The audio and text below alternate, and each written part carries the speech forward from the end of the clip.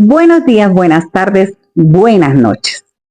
Una vez más juntos para estudiar una lección más de la escuela sabática del tercer trimestre del año 2026, en el cual estamos estudiando el tema general, primera y segunda carta a los Corintios. Y para esta lección 4, el título es El pecado en la iglesia.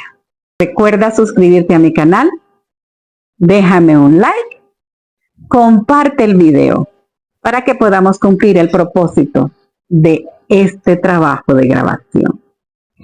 Vamos a iniciar nuestro resumen del estudio de esta lección leyendo el verso para esta semana que se encuentra en 1 Corintios 6, 19 y 20. ¿No saben que su cuerpo es templo del Espíritu Santo, que está en ustedes, que tienen de Dios y que no son sus propios dueños? Porque han sido comprados por precio, por tanto, glorifiquen a Dios en su cuerpo y en su espíritu, los cuales son de Dios. Nuestro cerebro es una esponja. Todo lo que llega a través de nuestros sentidos permanece en él. Y nosotros necesitamos ser cuidadosos con eso, muy cuidadosos. Cuando nosotros vemos cosas en el celular, el algoritmo del celular es muy inteligente y capta lo que vemos. Entonces nos manda imágenes de lo que más vemos, porque supuestamente para el algoritmo eso que más vemos es lo que más nos gusta. Yo espero que a nosotros el algoritmo nos mande siempre cosas referentes a la predicación del evangelio, porque eso es lo que nos gusta. Después de una apelación contra las divisiones internas, Pablo pasa ahora a cuestiones relacionadas con la inmoralidad sexual, los pleitos, la prostitución, el matrimonio y la soltería. Las normas del mundo les afectaban enormemente. Y el sectarismo descrito en 1 Corintios 1 al 4, los primeros 4 capítulos, abrió la puerta al comportamiento inmoral denunciado en los capítulos siguientes. ¿Cómo trata Pablo este pecado en la iglesia y qué lecciones podemos extraer de lo que él escribió? Ese será nuestro tema durante el estudio de esta lección número 4. Bienvenidos. La primera parte de nuestra lección lleva por título Disonancia entre la fe y la práctica.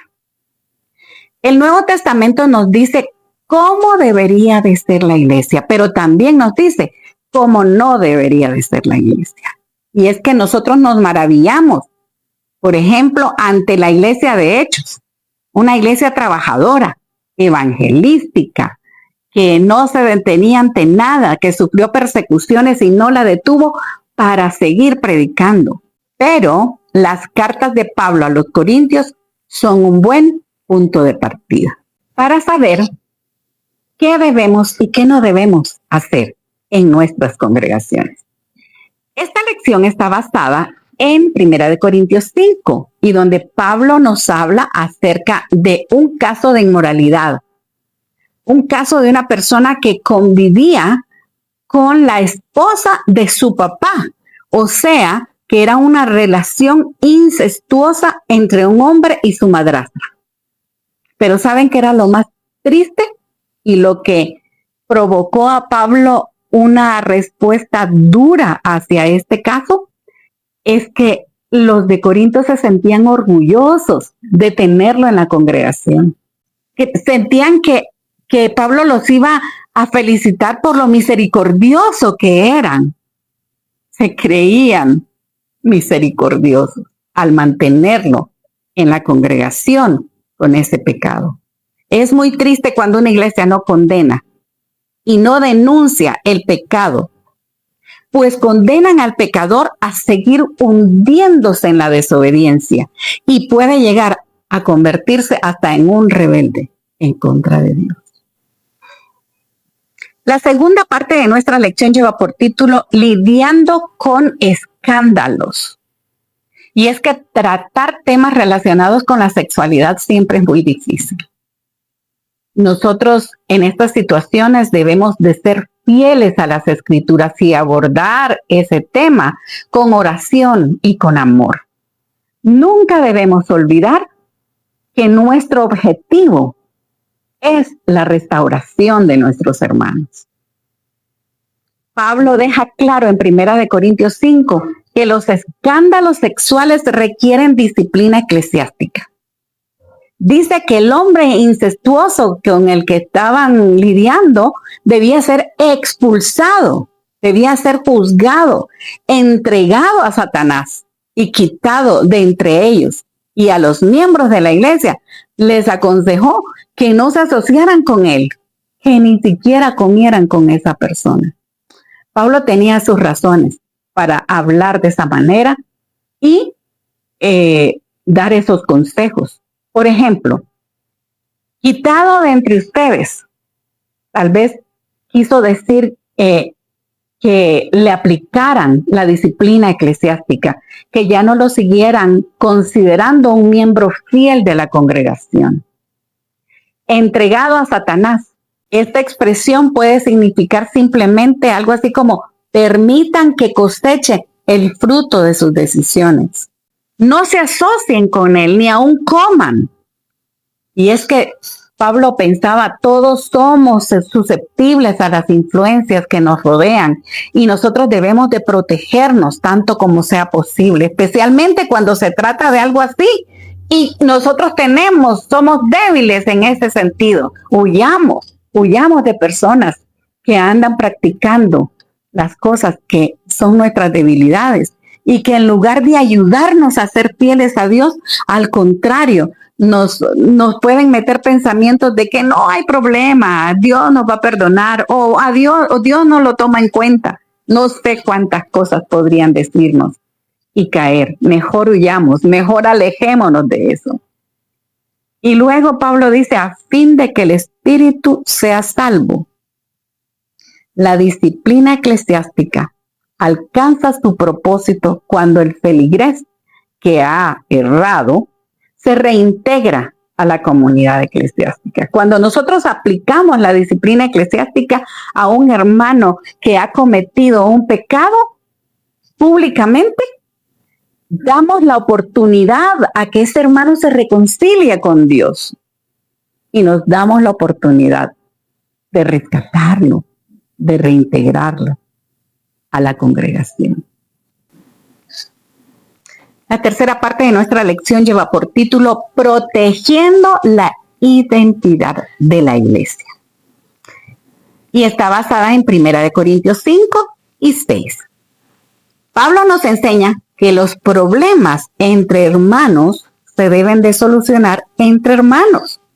Y la iglesia debe de cooperar con la solución y la reconciliación de las partes. Es vergonzoso que hermanos de la iglesia busquen solución de los problemas civiles en los tribunales. Porque así como Pablo se preocupaba por la identidad de la iglesia como comunidad cristiana, tal y como era vista por la sociedad, nosotros también debemos de preocuparnos. Los tribunales entre nosotros, los cristianos, debemos de dejarlo para aquellos problemas penales, que nosotros ahí ya no tenemos solución. Pero los problemas de orden civil ni siquiera deberían de existir en nuestras congregaciones. Si siguiéramos la instrucción de Jesús, que sean uno, así como tú, oh Padre, en mí y yo en ti. La cuarta parte de nuestra lección lleva por título El antídoto contra la inmoralidad sexual. ¿Qué estaba ocurriendo en Corinto? ¿Por qué todos estos problemas? Pablo dice que la voluntad de Dios es nuestra santificación. Por lo mismo nos manda a apartarnos de fornicación. El problema es que algunos pensamos que una vez que hemos sido salvos, ya no hay nada que nos haga perder esa salvación y que podemos dar rienda suelta a nuestras inclinaciones hacia el mal, porque ya hemos sido perdonados, porque ya no importa lo que hagamos, ya Dios nos salvó y nos perdonó. Pero esto no es así, queridos hermanos. Recordemos que nuestro cuerpo ahora es de Cristo, y esto significa que debemos estar unidos a Él. Y este es el antídoto, no solo de la inmoralidad sexual, sino de todas nuestras tendencias al mal. Reconocer a Cristo como nuestro Señor y que somos uno con Él. La quinta parte de nuestra lección lleva por título El matrimonio y la soltería. Y esta es una respuesta a aquellas preguntas que los hermanos de Corinto, de la congregación de Corinto, le mandaron a hacer a Pablo. ¿Se recuerdan que hablamos de eso? Ellos le mandaron una carta haciéndole algunas preguntas. Y las preguntas eran respecto al matrimonio y la soltería. Este estudio está basado en 1 Corintios 6. La afirmación de Pablo de que nuestro cuerpo es templo del Espíritu Santo aparece en el contexto de una advertencia contra la inmoralidad sexual.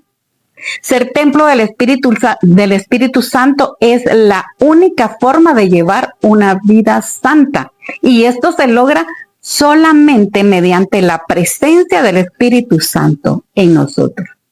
Pablo, en 1 Corintios 6, responde a inquietudes que tenía la iglesia de Corinto sobre la sexualidad, el matrimonio y la soltería. Y les da un consejo muy importante. ¿Saben cuál fue el consejo que les dio? Huyan de la inmoralidad sexual y únanse a Cristo. Recuerden que su cuerpo es su templo, es templo de Cristo a través del Espíritu Santo.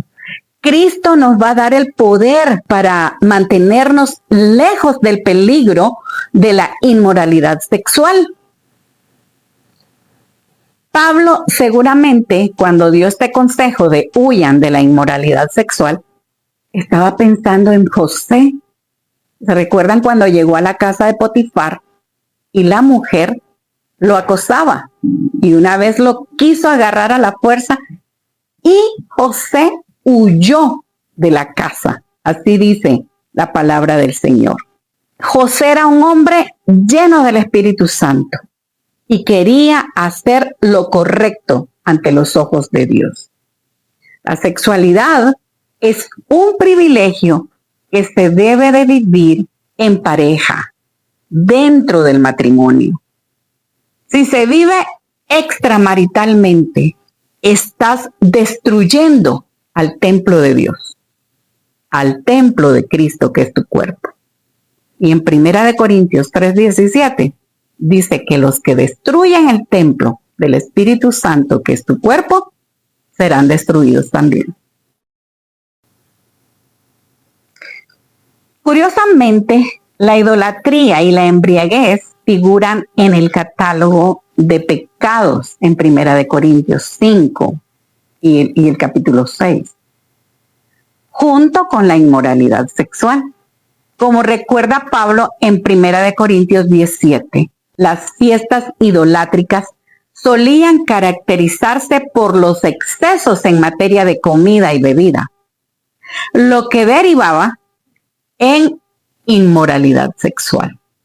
Es imposible que cualquiera disfrute de la bendición de la santificación mientras sea egoísta y glotón. El poder que tiene la constitución humana de resistir los abusos que se cometen con ella es admirable, pero los hábitos erróneos, persistentes, que consisten en comer y beber en exceso, debilitarán toda función del cuerpo. En la gratificación del apetito y la pasión pervertidos, Aún los profesos cristianos incapacitan a la naturaleza en su obra y aminoran el poder físico, mental y moral. ¿Cómo podremos vencer esos hábitos malos que hemos adquirido? Cuando uno se vacía completamente de sí mismo, cuando todos los falsos dioses sean expulsados del alma, el vacío es llenado por el Espíritu de Cristo. Entonces, la fe que obra por el amor purifica el alma de toda contaminación moral y espiritual. La solución es Cristo. En lugar de ser uno con el pecado, seamos uno con Cristo. Él nos dará el poder para resistir al enemigo, vencerlo y salir victoriosos. Hemos llegado al final del resumen de la lección número 4. El pecado en la iglesia. Son temas bien difíciles, pero necesarios de tratar. Te espero la próxima semana con una lección más.